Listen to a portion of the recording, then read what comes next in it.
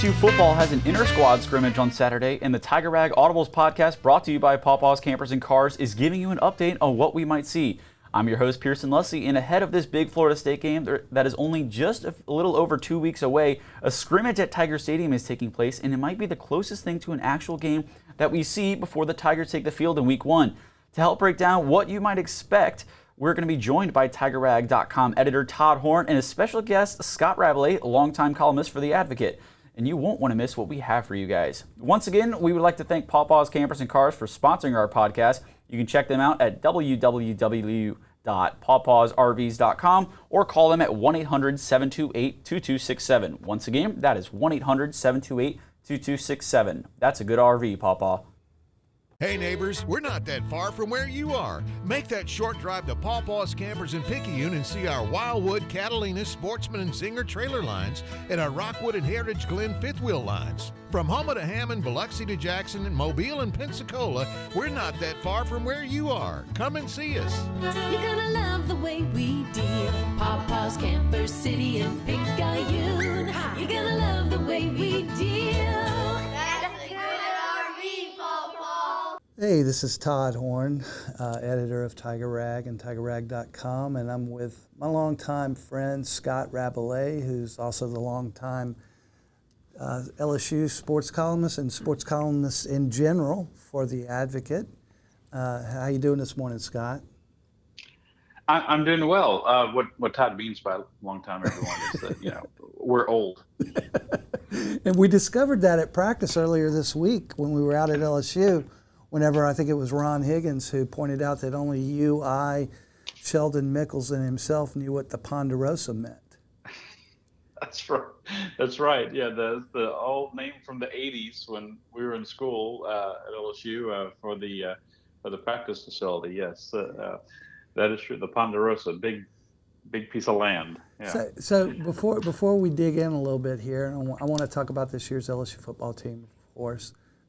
As we're on the eve right now of their first real scrimmage of this season. But Scott, what do you think that the players from the 80s or the players even from the 90s or even before then would think of that new football ops facility that LSU has right now?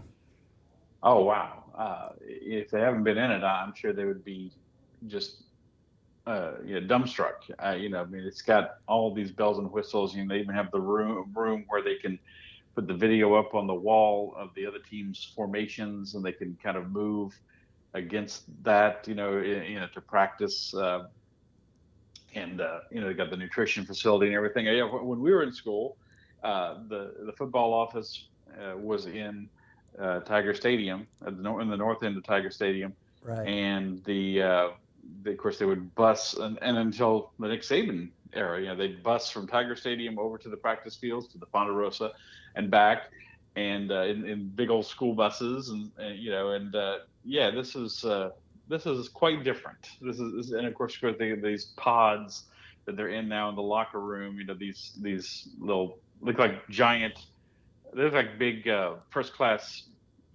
lounge chairs that you have in first class on an airplane. And this guy's had nails on a wall probably.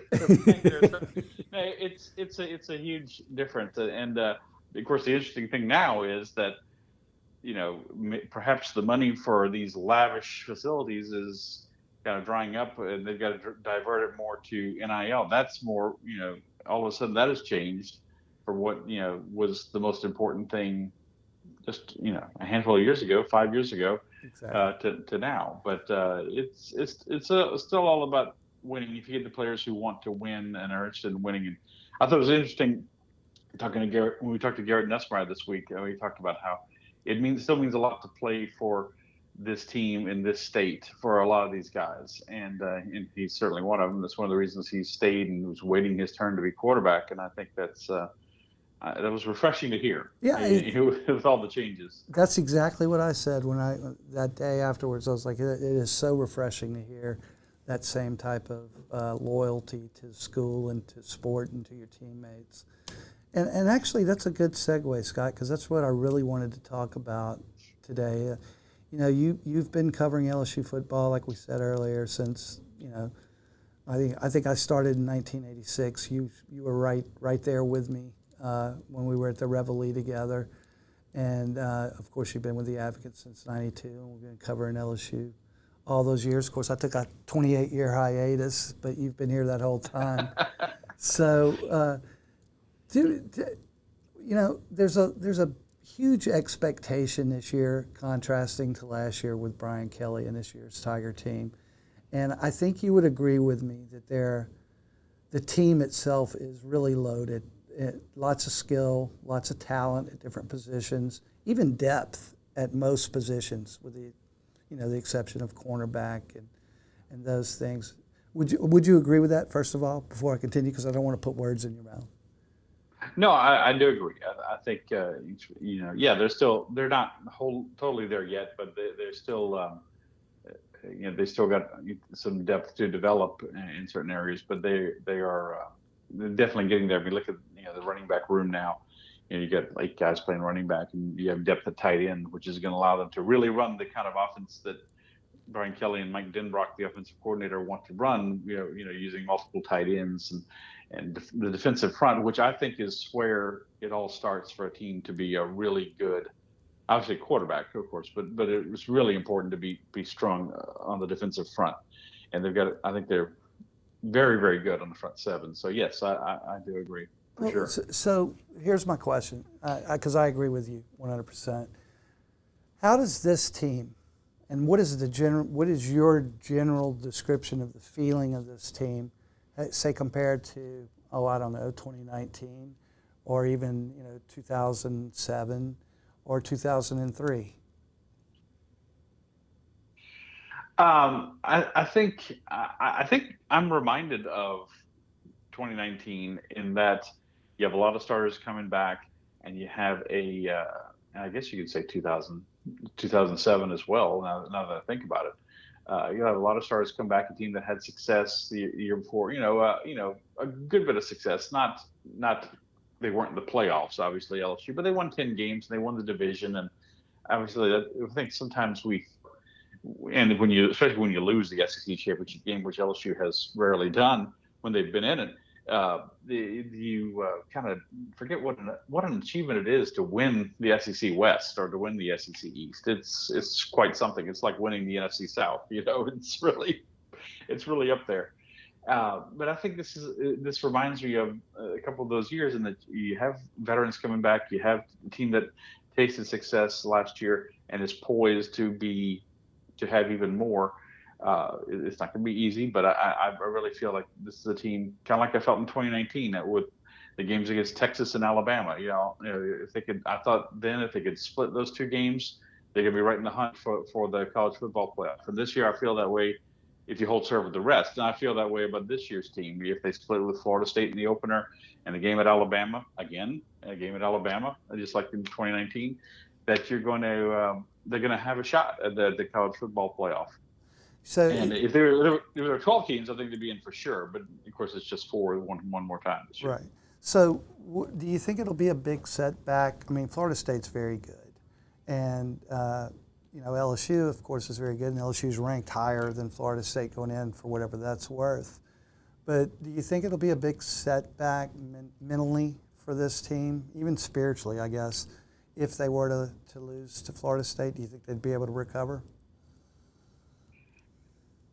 I think they would, but I think because it's a long season, and then they recovered last year to win the division, and recovered from another big blow midseason to beat Tennessee. But also think back to 2018 and for example, what a big lift it was for them to win that opener against a highly regarded Miami team in Arlington, Texas, at the Cowboy Stadium, or 2011 when they beat Oregon, and the last time LSU was in a season-opening top 10 matchup, also in Dallas, and they beat Oregon, and that kind of set them on that path of that really great season where they made it all the way to the national championship game, and of course lost, but it was still a great season, right, and one of LSU's better teams ever.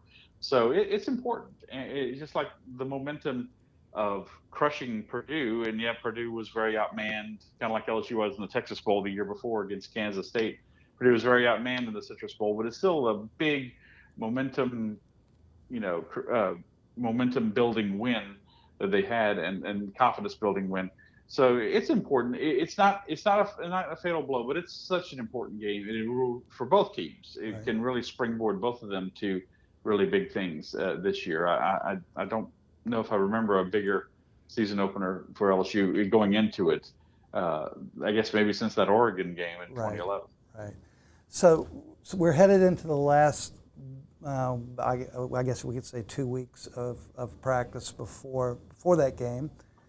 And we've got our first scrimmage that we're going to get a glimpse of the Tigers in, I guess, semi-controlled game conditions this weekend. What are you expecting to see?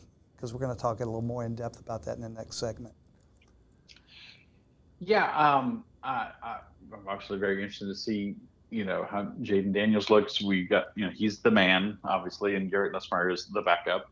And I think he's looked very accurate to me. He's looked very accurate and control the offense. But, you want to see how he looks on those longer passes. I always see some special teams. Obviously, they're not going to, tackle to the ground, most likely, and things like that. But you've heard heard and seen some things about Aaron Anderson, the transfer from Alabama, who's coming and obviously helping the wide receiver core, but is also it looks like their main return guy on special teams, which was, of course, let's say it was a disaster last year. It was just a disaster. And then, of course, how well, what's the current status of the defensive backs, especially the cornerbacks trying to cover this very talented receiver core? Malik Neighbors, Kyron Lacey, Chris Hilton, Brian Thomas, Aaron Anderson, and then the tight ends, Mason Taylor and Kamorian Pimpton is. I think he's someone to really watch this year. If he can learn the offense, and he can go high point a ball at 6'6". If you put it in the right place, defensive back is not going to get it. And I guarantee it's a big weapon. I guarantee if LSU is on the 10-yard line or in, he's going to be in the game at any point. He's going to, because that kid he can run to the end zone. You can just throw it up, and he looks like he could grab anything within about a 20-foot radius. But hey, Scott, you want to go ahead and make a prediction on the game, or is it too early? Sure. Hopefully nobody emails me and says, you were totally wrong on that. I think LSU wins a close game. I think Florida State is to be respected, and they return a lot of players too, but they know they probably got away with one. They were happy not to have played LSU later in the season probably, but both teams should be improved from last year. I think it's gonna be a close game. It was 24-23 last year. I don't know about the score, but I'm going to say it's going to be like, a 31-28. It has LSU. It has a chance to be a really exciting game, and the game of that week one, long Labor Day weekend. I'm very excited for that game. Look forward to going. All right, cover it. Before I let you go, and I appreciate you joining me today, and I hope you'll join us again soon, one day soon. But will there be any blocked kicks in this game? Oh, there better not be. I mean, of course, obviously, if you're an LSU fan, you hope they do. That is good. What is the over/under on a block kick? What's the over/under? 0.5? I don't know. We'll have to check. I don't know. They better not be. Certainly from an LSU perspective, and LSU is not known for blocking too many kicks itself. So I will say no. But boy, that's it feels like a bit of a stretch after watching this unit play last year, but it's certainly been a point of emphasis, the special teams. I can say that. I don't know how they're going to perform, but it's obviously been a point of emphasis. All right, Scott. Well, again, thanks for joining, and I'll see you on Saturday, and if I'm lucky, I'll get to hold your umbrella again. So. Oh, that would be nice. Thank you. All right. Talk to you later. I'm joined here with Tiger Rag editor Todd Horn. Todd, you're out of the sun. Still feel better? Yeah, I do feel better. Yesterday was a great break. It was actually cooler, and I'm feeling better. I'm really fired up for this weekend. And so this weekend, it wasn't on the schedule when we got it, but it said that Coach Kelly mentioned that there was going to be a scrimmage on Saturday, and let's hear what he had to say when he was asked about it. We'll try to get in, somewhere around 60 to 70 plays. It's generally the biggest scrimmage in terms of live work that we'll get. We did some situational, as you saw, goal line work today.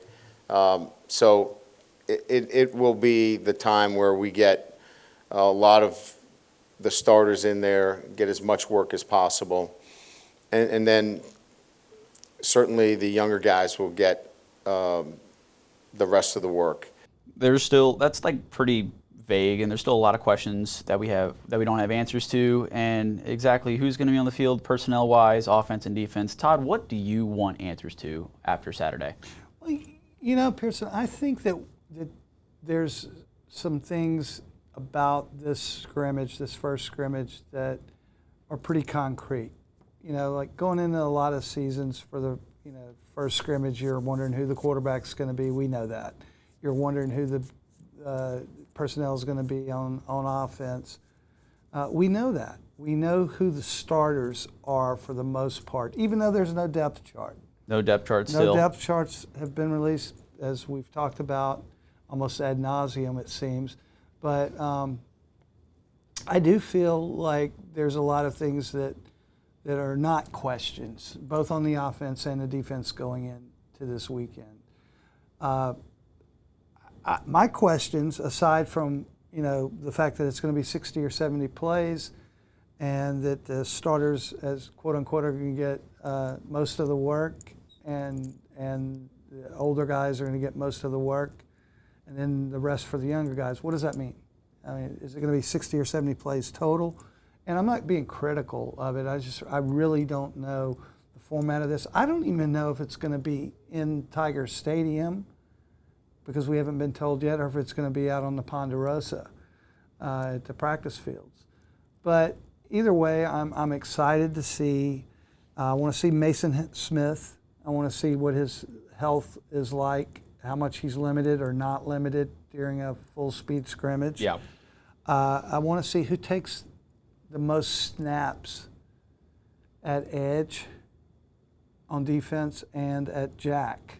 They're not necessarily the same thing. They have a similar responsibility, but as we know, an edge rusher is primarily a defensive lineman, or a defensive end, whereas the jack is more of a linebacker, like a Harold Perkins or an Omar Spates or someone like that. You said like the most snaps from some of these people might come from like the third team, or just everyone that's not the starters. Well, that's not what Kelly said. Kelly said that of the 60 or 70 plays, if I understood it correctly, that we're looking at seeing the starters and the older players, or the players that he's planning on playing, getting the majority of the snap, with quote-unquote the younger guys getting as much work as possible. So what that tells me, if I'm understanding it correctly, is that you're honing in on game week. Absolutely. You're transitioning, if you will, from this will actually be their 13th practice on Saturday, scrimmage. So you're more than halfway there, and you're moving into the last 14 days or so, 15 days into game week. So you're beginning to make that transition. So I think that's what we're seeing. You think they're going to try to like amp up the players, like, hey, try to treat this like week 0, like a inter squad game, but it's still like one of those things you really want to be amped for? I think that there's a natural amplification that is going to occur within the players, just because they're getting to actually compete. But I don't think there'll be much emphasis on hyping it up or anything like that. No, I don't. It's great to hear that the players will definitely have that in them, and so it's not like it's fake juice. They'll be ready. And so one of the players that we haven't mentioned, the ones on offense, Garrett Nussmeier, what do you think is going to be his role in the team, even if he doesn't start? Garrett Nussmeier has a very important role in this team. As we've talked about, LSU has one of the strongest quarterback rooms in the country. And with Jaden Daniels and Garrett Nussmeier. Garrett could start for pretty much any other team in the country. I think his role is going to be continuing to push Jaden every day at practice, challenge Jaden, not necessarily for a starting position, but just to get better. And they know each other so well and they work together so well that I think that's a major role. From a schematic standpoint, one of the big questions that I would like to get at least some hints to from being very careful and observing the scrimmage very carefully is to see if there's any down and distance situations that may hint at some offensive packages in the future that are specifically designed for Garrett Nussmeier. But I don't know if I'll be able to figure that out or not. Do you think you'll take reps with the ones, or it's just going to be strictly situational that he plays? Every week, every practice, he takes some reps with the ones. Maybe not every practice, but most practices he takes some reps with the ones. I anticipate we will see Garrett taking some reps during the scrimmage with the rest of the number ones. And he's going to have a major role for the team. But what do you think? What do you think he can do to help Jaden Daniels in his process? He's going to be he's the best quarterback that's not on the field for LSU. Like I said a minute ago, continuing daily in every rep and everything they do, just pushing him. If Jaden doesn't have room to grow complacent at all, he can't get comfortable because you never, there's no animosity or any type of situation like that between the two of them.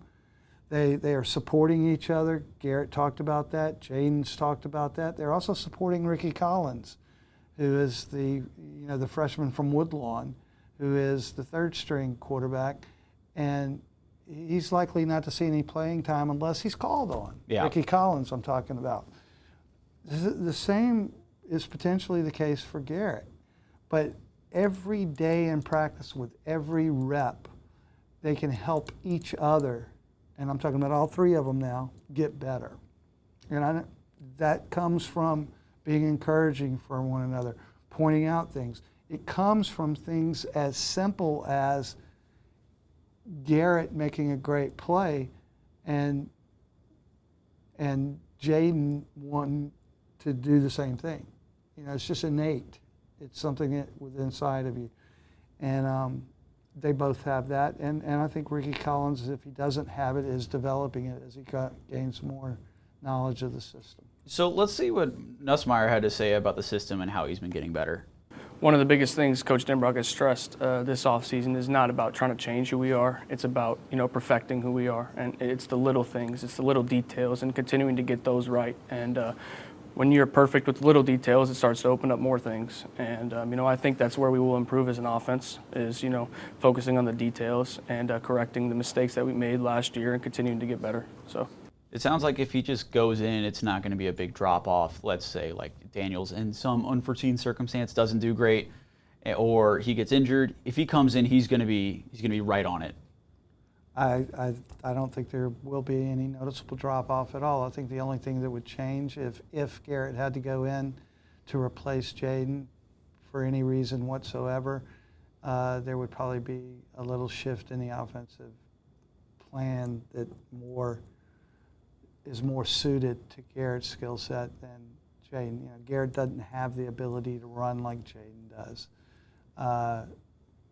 Garrett has an ability to lead receivers and throw into coverage. So there's different things that they could do, but I don't think you'll see any noticeable drop-off at all if that were to occur. So back to the defense and what House has been saying. We were discussing before this, that we thought LSU is probably going to run a 4-2-5. Well, I think they're going to run all kinds of different defenses and different packages, and that's because they have so much depth and they have so much. They're such a dynamic team this year in terms of skill sets and the ability of different players to be interchangeable at different positions. But I think if you were to just say what is LSU's base defense, I think it's a 4-2-5. Yeah. So the team, if they don't run a 4-2-5, they're probably going to run a 4-3. And so defensive coordinator, Coach House, he talked about what that is going to look like, especially with the linebackers and how they're going to have to be interchanged in the defense. Hey, right now you're at the process where you're teaching them to play multiple positions, right? And then when you get into a specific game, you see what fits the scheme to stop that team and what he does well. Really not just for Harold, but all our players. Where you're looking and trying to define roles, you're trying to find things that they can be successful at. You know, what do they do well? What do they need work at? You know, what do you learn from them? You know, and try to put them in those positions. And that's really what the summer's all about. So which one of those linebackers on the team right now do you think are going to be a part of that interchangeable role for Coach House? I think Harold Perkins and Omar Speights, as well as Greg Penn. I think those are the three primary inside linebackers on this team right now. I think the starters are Speights and Perkins, and I'm curious this weekend on Saturday to see it during the scrimmage what different positions on the field that he puts both Perkins and Speights in, and under what situations, what downs and distances they go from inside to outside if they do. We've talked a little bit about the 4-2-5 defense, but Todd, apparently you've seen that there's been some situations where they've run 8 defensive backs. What have you seen with that? That was funny. I think it was on Tuesday. We're sitting there, they're doing 11 and 11 drills, and you're obviously trying to track which personnel is on the field. So I'm looking for where's Perkins, where's Speights, is Penn in the game, who's at defensive back. And all of a sudden you look and there are 3 defensive linemen and 8 defensive backs, and that was kind of odd. So one of the things I'm going to be looking forward to seeing, and it's odd because we've never seen it before from LSU, and we don't know if they're going to continue to use it. So one of the things I'm going to be looking for this weekend during the scrimmage on Saturday is in those 60 or 70 plays that Kelly mentioned, are they going to be running some 8 defensive backs, and how are they going to be utilizing it? Because we already know that they're going to be running a lot of 4-2-5, a lot of nickel with the safeties in the box, a lot of the dime situation with 6 defensive backs. And we think that's going to primarily be composed of, Greg Brooks Jr., Andre Sam, Major Burns, and Sage Ryan, who's been somewhat interchangeable between safety and cornerback in the last couple of days. But what are they going to do? And how are they going to use their 3 safety setups when they're using that? Because we already know and have been forewarned that LSU is going to use 3 safeties. They have the talent to do it. They have the talent to do it, and it's also necessitated in some sense, if you will. Maybe that's a bad choice of words, but they don't have a ton of depth at cornerback. They have Deuce Chestnut, the transfer from Syracuse, who's had an excellent camp so far. In my words, no one else's necessarily.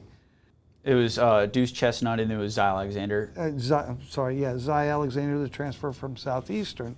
Those are your 1 and 2 cornerbacks, but you're also going to see Latterance Welch as a backup, and you're also going to see the freshman Ashton Stamps, who's had a great camp. I think we're going to look to see if that's happening. We think that's what we expect, but what about these other configurations that they can throw at you defensively? How many and how important are those to what they're trying to do? We'll be able to pick some of that up. These configurations, where do you think linebacker Greg Penn gets into all this? Greg Penn was he was a tremendous will and Mike linebacker last year, and that's what he's playing this year. I hate to use the word overshadowed, but since they moved Perkins inside and they brought in Omar Speights from Oregon State, it sort of lessened Greg's playing time, at least so far.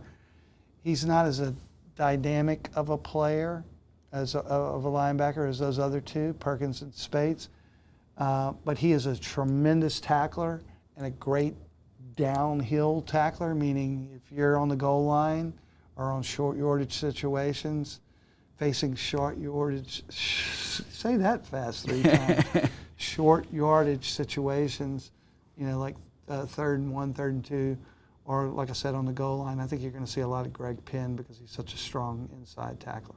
So Greg Brooks has been speaking to the media, and he said a few things about what it's like guarding against the wide receivers on LSU's team. So let's listen to that. A lot of defenses. Oh yeah, most definitely. They go out there, they work hard each and every day. Obviously, you got Malik, Kyron, and BT, and obviously Mason. But they got some young guys stepping up too that I think will be good. Like Aaron Everson, and he throw him a little screen, he might take it to the crib. So you know what I'm saying. So I feel like those guys are definitely stepping up, working hard each and every day. So it feels like we have Malik Neighbors, of course, and then Aaron Anderson. Who do you think fills that third role? Oh, now gotta be careful. Aaron Anderson is going to be crucial to this team. The 5'9", redshirt freshman transfer from Alabama, who's from New Orleans. He has just been a highlight reel during camp. We've talked a lot about his speed, his elusiveness, and his overall explosiveness. And Denbrock talked about how they have to figure out a way to get the ball in his hands. And we talked about how that's going to be on screens and jet sweeps. But there's going to be other ways, and that's one of the things I'm going to be looking at during the scrimmage to see what ways they use Aaron Anderson. But I think if you were to just say straight up who are the starting receivers right now, again, there's no depth chart, but we know Malik Neighbors because he's the best. I say he's the best receiver in the country. Most people rank him in the top 2 or 3 in the country. It's an easy choice. It's an easy choice. He's got to be on the field. He's just awesome. And then you're going to have Brian Thomas. And you're also going to have Kyron Lacey, who had a tremendous spring and continues to have a strong camp. Aaron Anderson is going to be in and probably replacing Lacey in most situations. But if they go to 4 wideouts or 5 wideouts, who's going to be there? We don't know. We'll start to see this weekend, perhaps, during the scrimmage. So with the 3 wideouts, we would probably see 1 running back and 1 tight ends. But what would the offense look like if they went with multiple tight ends besides just Mason Taylor? Who else would it be? Kamorian Pimpton, 6'6". He's the type of guy that if you're in any type of yardage really on a 2nd or 3rd down, he's the guy that's going to leap up and get it. He'll be in a lot of goal line situations. He can literally leap out of and grab stuff. He's so long. I think one of the players, I can't remember which one, this week or last week, described Pimpton as, I think it might have been Taylor, that described Pimpton as having arms that went down to his ankles. I think that was Taylor, yeah. So, I mean, literally, he's made some amazing grabs. Just leaps up out of anywhere. So it's the type of guy that you want in goal line situations that your quarterback can just throw the ball up and it turns a 50-50 ball into about a 90-10 or less. For the odds are greater that he's going to catch it than anyone else. So him, and they also have situations where you may even see 3 tight ends on the field. You think goal line or just goal running line, ball? Goal line. So we'll see. We'll see. Those are some questions that may be answered, at least become more clear during the scrimmage. One last question. We're having a battle at kicker. We know who's going to be other parts of special teams with Aaron Anderson most likely doing the returns. But what do you see from kicker right now? I don't even know if we're going to see any special teams activity during this scrimmage. But I am curious if there was some question heading into the fall because neither Dilbert or Ramos had great springs. Ramos, of course, was the starting kicker last year. We don't know, so we'll see. It's definitely going to be one of the 2 of them. But we don't know which one. It'll be fun to see what they do on Saturday. We're going to take a quick break, but already, if you haven't checked out Pawpaw's Campers and Cars and RVs, make sure to go to pawpawsrvs.com or call them at 1-800-728-CAMP. People come from everywhere to Pawpaw's Campers and Cars. At Pawpaw's Campers and Cities, somewhere. Pawpaw's Campers and Cars of people. And we're going to let it go for I forgot. Take the whole family over to Picayune. We got something for you. All right.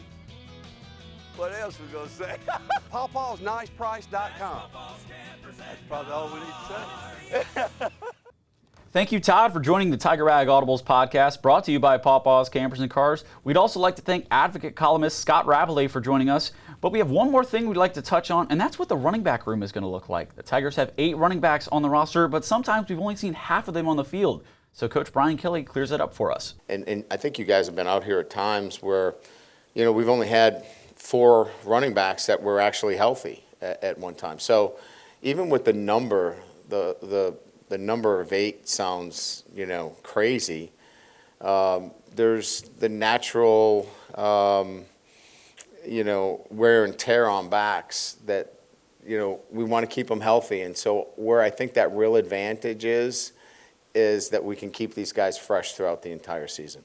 It will be great to see what the team does with their running backs, because even though Jane Daniels is having a great fall camp, this team can definitely run the ball. That's going to do it for us. Thank you for everyone for listening to this new iteration of the Tiger Rag Audibles podcast, brought to you by Pawpaw's Campers and Cars. Next week, we'll be breaking down the scrimmage itself, so stay tuned for the next episode. I'm your host, Pearson Leslie, and we'll join you next week.